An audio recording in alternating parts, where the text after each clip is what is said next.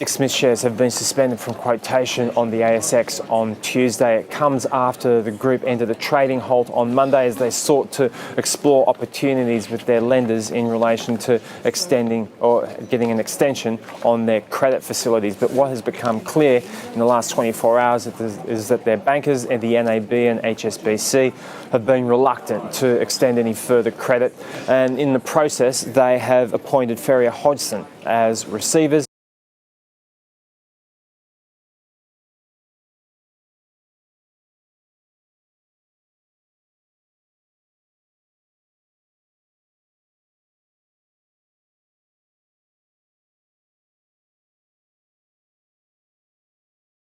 The question now is, how did this happen? They had a very high level of debt ratio with about 67% and very poor liquidity and a capital ratio of only 1.23. At some point, they had to appoint an administrator to save them through this period. But even with that, there was no guarantee that they will survive.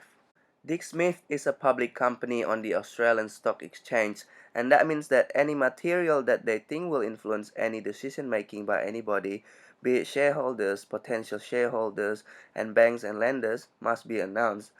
Shareholders cannot sell their shares, potential shareholders cannot buy their shares, and banks might not get their money back from Dick Smith if they go into voluntary administration. Let's go back to last year and see where it all went south. In their annual report of 2015, Dick Smith announced that the profit will be in the range of 45 to 48 million. 3 months later, the director goes, "Hey guys, I'm really sorry about the previous projection, but it seems like there is a 6 million decrease in our profit.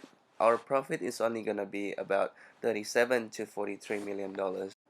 And again, 2 months later, on the 30th of November, a special material announcement was published on the Australian Stock Exchange website. And as you can see there, it says non-cash adjustments following inventory review.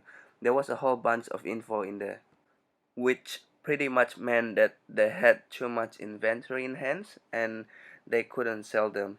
In order to sell them, they needed to lower the price below the cost, which could total to up to $60 million.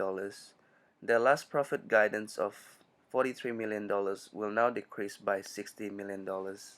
As some of us may have noticed in the past, Dick Smith launched a sale in December and they offered up to 60 to 70% for current smartphones and televisions. And as we all can see here, that's just how desperate they needed the cash. The second thing is Gerry Harvey, who owns Harvey Norman, basically said that selling products below their cost price is suicidal, because why do you have to spend money to sell your products and make loss at the same time? Let's move on to the $60 million cash impairment. It simply means that the stock can only be sold for $60 million less than its cost.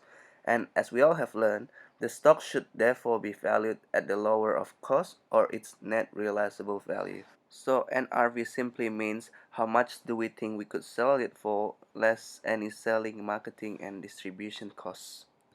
Let's assume that the cost of inventory is $400 million, but they can only sell it for $340 million. That's a stock write-down of $60 million and it needs to be recorded as expense. Now, why did Dick Smith record a $60 million stock write-down as expense before they sold the stock? Because remember, the announcement was made in November and the sales actually took place in December. It all comes down to the accounting principle of conservatism. It says that caution must be used when preparing financial report so that assets and revenue are not overstated and liabilities and expense are not understated. At the end of the day, it all comes down to protecting people from misinformation by public companies.